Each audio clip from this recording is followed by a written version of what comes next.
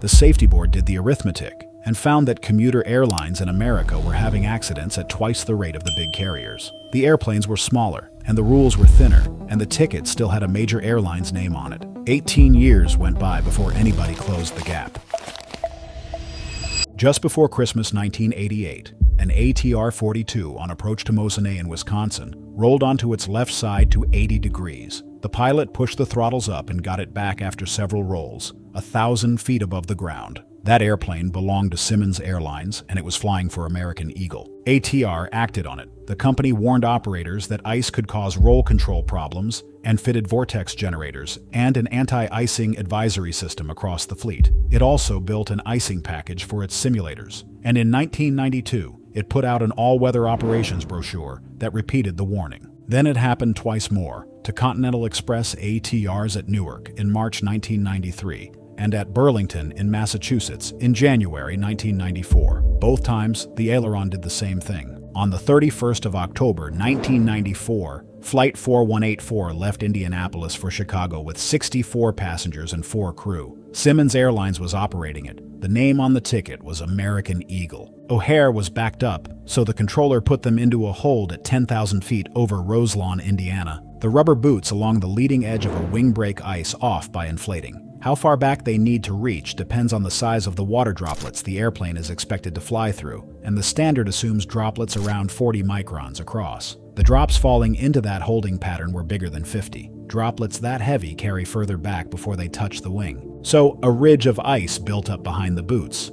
about 1/10 of the way back from the leading edge and just ahead of the aileron. The boots could not reach it. The ailerons on an ATR are not hydraulically powered. They are moved by the pilot and by the air going over them, and the two work against each other in a balance the designers had calculated. ATR's own simulator work afterward showed that a sharp ridge 3/4 of an inch high on one wing and not the other would break that balance once the nose came up past about 5 degrees. They had been holding with the flaps at 15 degrees. Earlier in the hold, the captain had said the airplane was getting a high deck angle in the turns and wallowing about.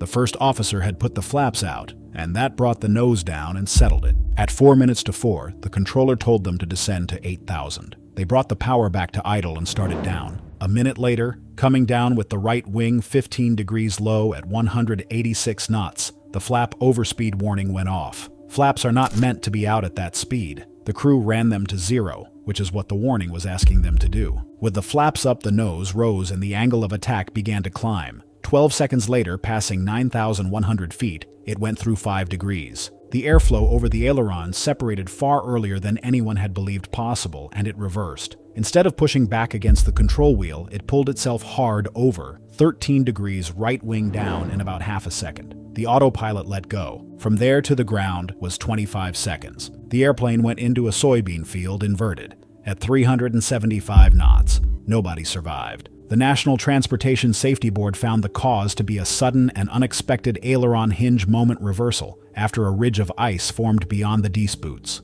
The droplet size and the water content that day were outside anything the airplane had been certified for. It was vulnerable to that loss of control, and the crew could not recover it. The board listed 2 contributing factors. ATR had not fully told operators what it knew about freezing precipitation, and had not put it in the flight manual, the operating manual, or the training programs. The French Civil Aviation Authority had not overseen the ATR-42 and 72 properly, had not acted to keep them airworthy in ice, and had not passed what it knew to the American regulator in time. The phrase the board used was previously known effects.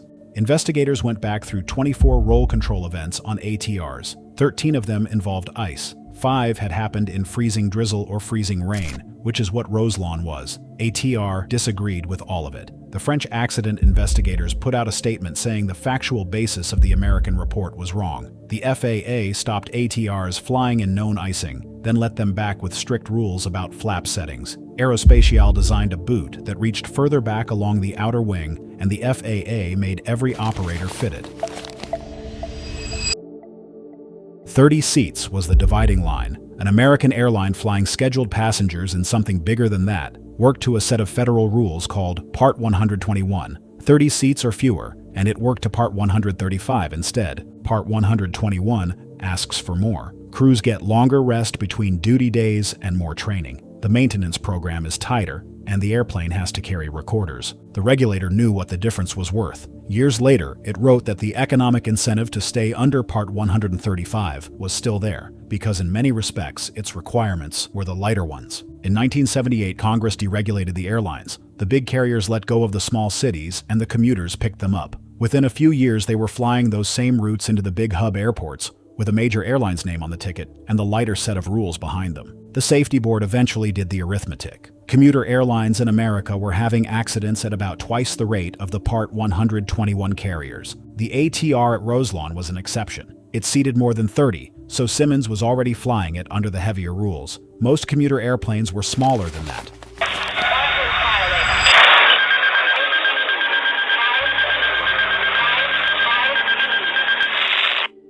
The inspector climbed up to help. Two mechanics on the second shift were working off a hydraulic lift platform at the top of a Brasilia's T-tail, about 20 feet above the hangar floor, taking the D-spoots off the horizontal stabilizer. The inspector was there to check their work when they finished. He offered to speed things along instead. He started on the right side and took out the top row of screws. Then he moved across and did the top row on the left. Nobody else had touched the left side. His paperwork for the night came to one line. It said he had helped the mechanics remove the D-spoots. The mechanic did not fill in his shift paperwork or the turnover form. Both were required, and skipping them was tolerated. So the second shift supervisor finished his night believing the work had only started on the right side, and that is what he passed to the supervisor coming on. The third shift got on with the right side, which was taking longer than anyone expected. Nobody went near the left. 47 screws hold the upper surface of that leading edge on. They stayed out. The tail should have been treated as a required inspection item, which would have brought a separate check by quality control. Embraer's manuals defined the whole assembly that way,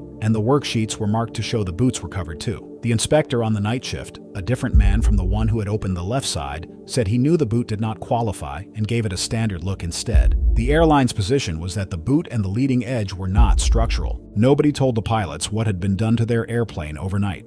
They could not have seen it in any case, because the top of that tail is 20 feet off the ground. It flew once that morning without any trouble. It never got fast enough. On the second flight of the day, it was descending toward Houston from Laredo with 11 passengers and 3 crew, and it reached 260 knots. That was the 11th of September, 1991. The leading edge came off. That left the front spar of the left horizontal stabilizer standing in the airflow. A horizontal stabilizer holds the tail down. With the spar exposed, the air over it separated, and most of that downforce went away, and the nose went down hard enough to take the airplane apart. It came down in a cornfield near Eagle Lake at 3 minutes past 10. That leading edge was lying a long way from everything else, which told investigators it had come off the airplane first. When they looked at the screw holes in it, the metal around them was clean. There was no tearing anywhere. Screws pulled out under load leave a mess, and these had not been pulled out at all. The National Transportation Safety Board found the cause to be a failure by Continental Express maintenance and inspection people to follow the proper procedures for their work, which led to the loss of the partially secured leading edge and the pitchover that followed. Contributing to it were management's failure to make sure those procedures were being followed, and the failure of the regulator's own surveillance to catch that they were not.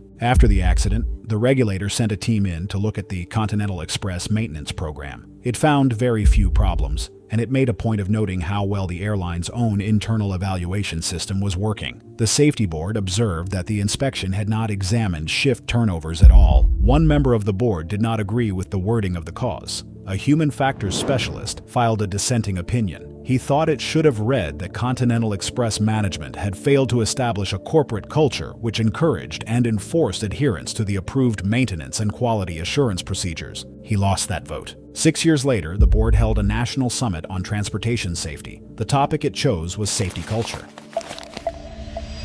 The airplane Atlantic Southeast meant to fly to Brunswick that afternoon had something wrong with it, so the airline swapped in another one. Flight 2311 got away from Atlanta at 1:45 on the 5th of April, 1991. It was 23 minutes behind schedule. The replacement had been in service less than 4 months and had about 816 hours on it. It had already flown 4 times that day, with nothing reported. There were 20 passengers and 3 crew. The ticket said Delta Connection. Atlantic Southeast was flying it, under Part 135. The airplane reached the Brunswick area at 2:45, and 4 minutes later the controller cleared it for a visual approach to runway 07. The crew acknowledged and made a routine call on the company frequency. Nothing at all was wrong. There was no flight data recorder aboard and no cockpit voice recorder because nothing required an aircraft that size to carry them. So the record of the next 30 seconds is what people standing underneath it saw. They saw it come round the turn from base onto final with about 20 degrees of bank, descending steadily. As it straightened out, the nose lifted about 5 degrees. Then the left wing went down. It kept rolling until the wings were vertical to the ground and the nose dropped. Just before it went into the trees, they heard a loud squeal. It came down about 1.5 miles short of the runway. Nobody survived. A commuter accident in coastal Georgia would not normally have held the national news for long. This one did, because of who had been sitting in it. Former Senator John Tower of Texas was aboard with his daughter Marion, and so was the NASA astronaut Sonny Carter. The squeal was a propeller running away. A propeller blade turns to meet the air at an angle, and that angle is set for what the airplane is doing. In the cruise, the blades bite coarsely and pull, flatten them out, and the propeller stops pulling and starts acting like a disc held broadside into the airflow. Investigators measured the blades on the left propeller at about 3 degrees. That is flatter than flight idle allows, and it was happening on one side of the airplane only. Then they measured the unit that was supposed to be setting that angle. Its ball screw sat in the position it takes when the unit is commanding 79 degrees, which is feather. The unit was asking for one extreme and the blades were at the other. Inside that unit there is a transfer tube, and it meshes with a part called the quill through a set of splines. Hamilton's Standard had changed the transfer tube. The replacement was coated with titanium nitride, which left it harder and rougher than the part it had taken over from. The quill it meshed with was softer than that. In under 4 months of service, the harder tube wore its splines down, and the two came apart. Once they had, nothing was holding the blade angle where the crew had put it. The National Transportation Safety Board found the cause to be loss of control after the left propeller control unit malfunctioned and let the blade angle drop below flight idle. It listed 2 things as contributing. Hamilton Standard's design of that unit was deficient, and the Federal Aviation Administration had approved it. The board also said plainly that it found no sign the pilots had brought the power lever back past the flight idle stop, by accident or on purpose. Comair's manual told its pilots to leave the ice alone until there was about 1/2 inch of it on the wing. That guidance came out of a belief called ice bridging. Inflate a rubber boot under a thin layer of ice, and the ice was supposed to form a shell over the inflated shape, so the boot could never reach it again. The advice was to wait until there was enough ice to break. The same manual said that if the leading edge was hard to see, or it was dark, losing 10 or 15 knots of speed was a good sign that ice was building up out there. Embraer had already changed its own guidance. Revision 43 of the flight manual told crews to turn the boots on at the first sign of ice forming. Comair's manual still carried the older version. On the 9th of January 1997, Flight 3272 left Cincinnati at 8 minutes past 3 for Detroit, with 26 passengers and 3 crew. Comair was flying it, and the ticket said Delta Connection. It was in cloud most of the way, in the sort of air that makes ice. As it came into the Detroit area, the controller slowed it down and put it on vectors. The flaps were up, and the speed was near the bottom of what the airplane could hold.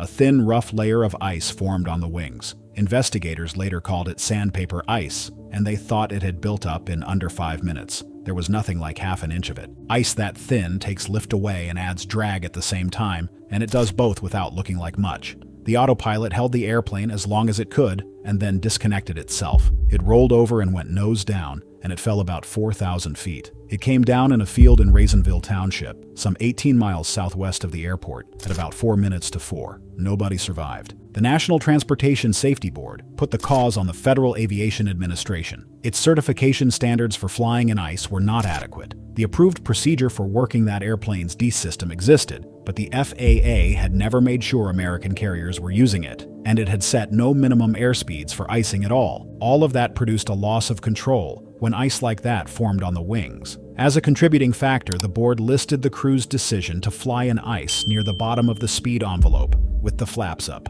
A thin layer of ice that costs an airplane performance, the board wrote, can be more dangerous than 3 inches of the obvious kind. The obvious kind makes a crew turn the boots on, and the thin kind does not. Brasilia's had been upset like this before. In January 1996, an engineer at the FAA who had been going through those cases wrote a draft report. The airplane, he said, could become dangerously unstable and roll with ice on it that a crew would take for nothing. 160 knots was not enough of a minimum for icing. The stall warning might come too late. and the autopilot might not let go in time for the pilots to catch what followed. The FAA never officially endorsed that report and never circulated it much beyond its own offices. After meetings about the same events, Comair told its pilots that the causes had been poor airspeed control and a failure to use the de-icing equipment they had. The company does not appear to have worked out that the ice in those events had been thinner than its own half-inch. Comair was flying under Part 135 that afternoon. The rule moving operators like it across to Part 121 had come into effect a year earlier, on the 19th of January 1996. Every airline it covered had until the 20th of March 1997 to be in compliance. Flight 3272 came down 10 weeks short of that date. The company's pilots flew the Maui to Molokai leg along the north shore of Molokai. They said passengers liked the view of the cliffs and that the trade winds made it less bumpy on that side than the other. Whether they flew it on instruments or by eye was up to the captain. Part 135 left the choice with him. On the 28th of October 1989, Flight 1712 was working its way from Hana on Maui to Kahului, then over to Molokai and on to Honolulu. It left Kahului at 6:25 in the evening after about 10 minutes on the ground. The clearance gave it a heading of 320 and 1,000 feet, and it was due at Molokai at 10 to 7. 13 of the 20 people aboard were from Molokai. 8 of them were players from the high school's boys and girls volleyball teams, traveling with 2 members of staff. The sun had gone. Investigators later placed the light at the point where a very dim horizon and the brightest stars are all you can see. That end of Molokai had few lights on the ground and no navigational lights at all. The man in the right seat had joined the airline as a ramp agent in July 1988. He had taken his private pilot license the year before that with 62 hours and kept taking lessons while he worked the ramp.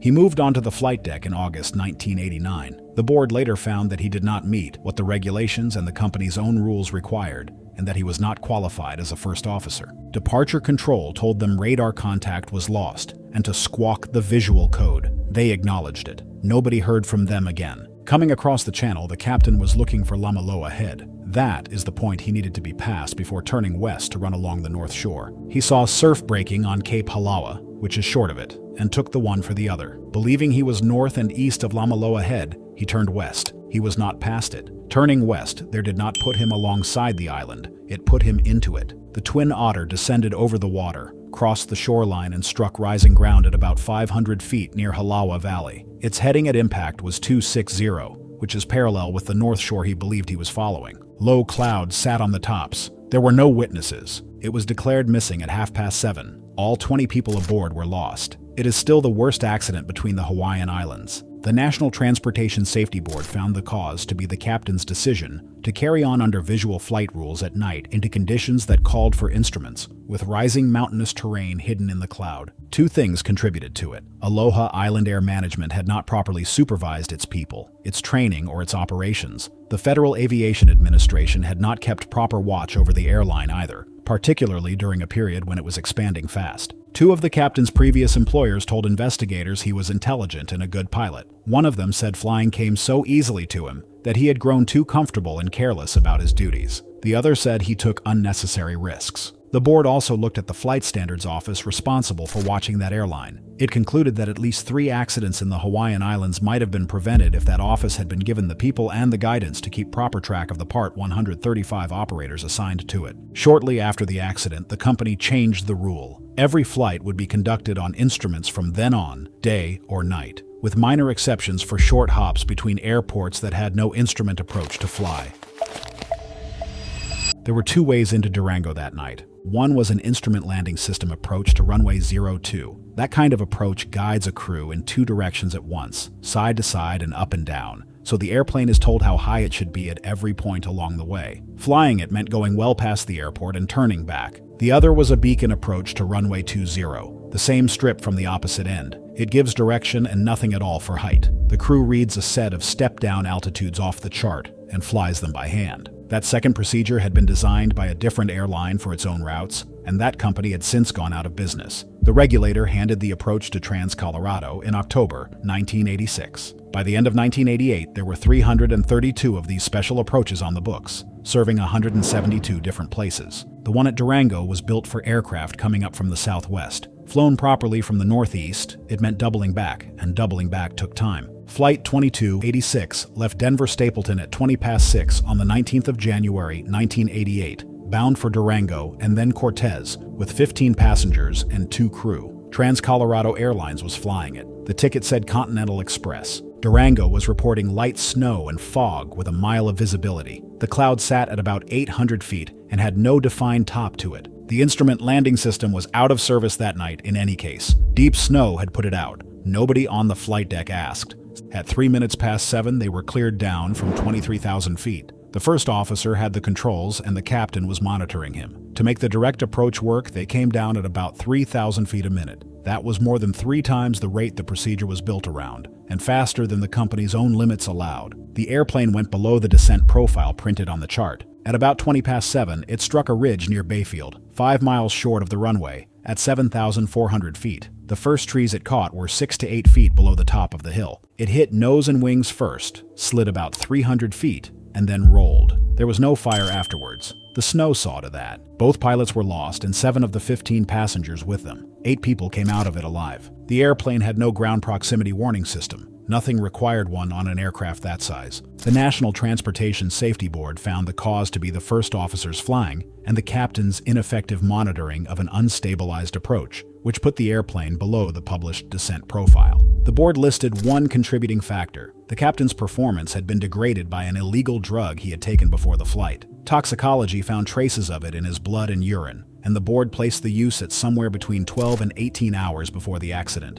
In January 1988, an American airline pilot gave a sample when he was hired and again at his annual medical examination, and at no point in between. Random testing arrived later that year. The board looked at the regulator's oversight of Trans-Colorado and found that it had been adequate. Then it looked at the timetable. The flight from Denver to Durango was scheduled for 70 minutes. Flying the published approach from the northeast would have added as much as 10 of them. A schedule like that, the board wrote, would discourage pilots from flying the full approach when the conditions called for it.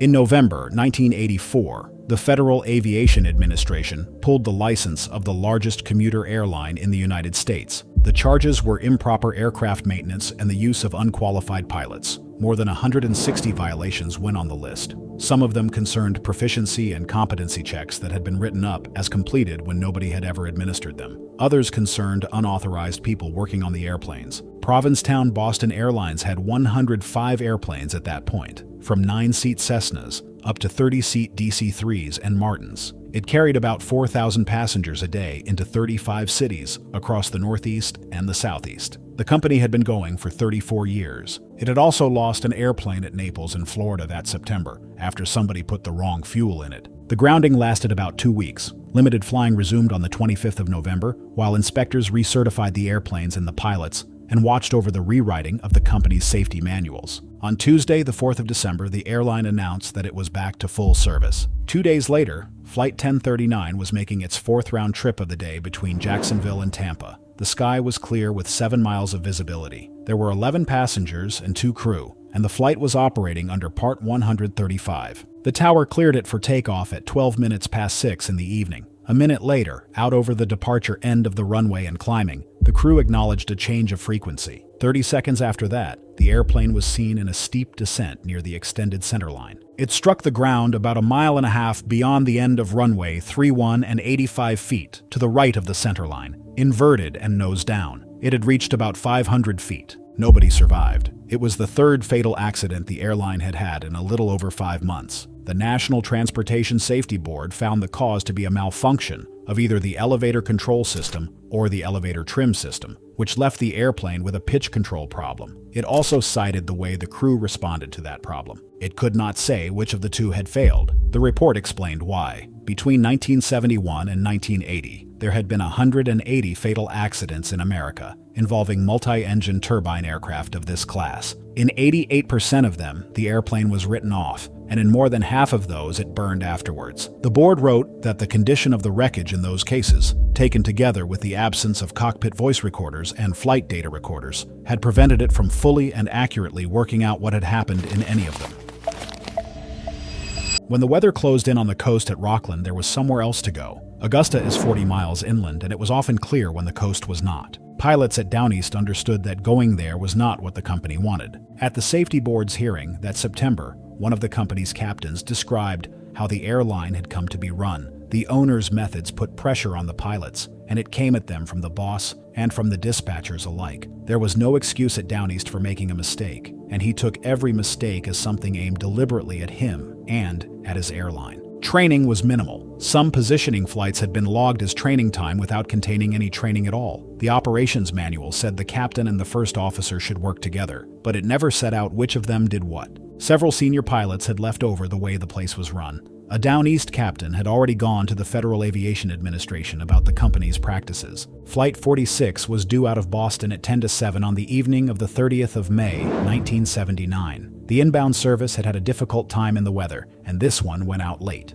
Both pilots wanted to cancel it. There was heavy fog at the other end, and the airplane had a vibration they did not like. It left with 16 passengers and 2 crew. The Coast Guard station at Rockland was reporting 0 visibility. The approach to runway 03 has no vertical guidance. The crew comes down to 440 feet above the sea, and if the runway is not in sight by then, they are required to break it off and go round. The airplane went below that altitude and kept going down. At about 5 minutes to 9, it struck heavily wooded ground a little over a mile southwest of the field. Searchers had to work through the fog to reach it, and they found the main wreckage shortly after 10. One person came out of it alive. The National Transportation Safety Board found the cause to be the crew's failure to arrest the descent at the minimum altitude without the runway in sight, and it added that this had happened for unknown reasons. Then it set out what it thought. The board had not been able to establish conclusively why the crew departed from the standard procedure, but several things had played a part, and it named inordinate management pressures first among them. The first officer's instrument proficiency was marginal. The captain had not supervised the flight properly and was chronically fatigued. The company's training and procedures for its crews fell short as well. The board then turned to the regulator. Its surveillance of how Downeast operated should have picked up what the investigation picked up, and should have had it put right. It should also have acted when one of the airline's own captains came and told it what was going on. The board acknowledged the difficulty. The operations inspector who watched Downeast also had about 23 other Part 135 operators to cover across New England, scattered widely enough to make proper inspection hard to manage. But finding and fixing operations like this one, it wrote, was vital to safety in the commuter and air taxi business. Deregulation had arrived, and larger and more sophisticated aircraft were coming with it. Congress had written a condition into the act. Whatever the industry did with its new freedom, safety was to hold. The rule that finally came sets out its own history, and it begins in the late 1960s. Manufacturers had started building airplanes under 12,500 pounds that could carry more than 10 people, often close to 20. Operators put them to work on services that looked a great deal like the ones the major airlines flew. The document is candid about why. There was an economic opportunity in working to the less restrictive requirements of Part 135. In 1978, the carriers won the right to enter markets and leave them without asking Washington first. In 1994, the Safety Board began a study of the commuter industry. The regulator published its proposal on the 29th of March, 1995, and the finished rule on the 20th of December. That rule lists what moved it in its own table of contents. Under a heading about the problem, there are 4 entries. The accident rate for commuter operations comes first. After it come public perception and congressional hearings,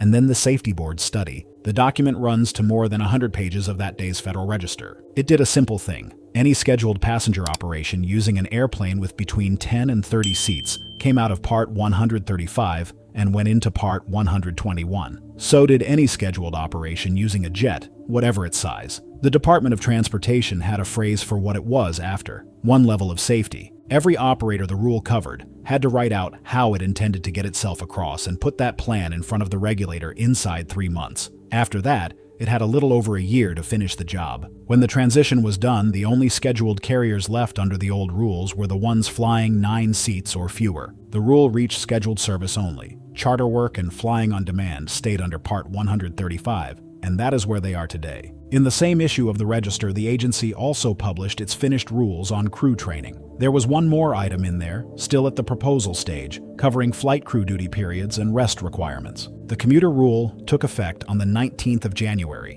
1996. Over the 7 months that followed, the agency published corrections to it twice. Once because operators kept asking what it meant, and once because someone found errors in what had already gone to print. The airplanes were the same airplanes, and so were the routes and the crews. Only the book they worked to changed, and it had taken 17 years. After that, January, the airplane at the gate still belonged to a company most of the people boarding had never heard of. It was working to the same rules as the name printed on their tickets. Subscribe to Terra Obscura.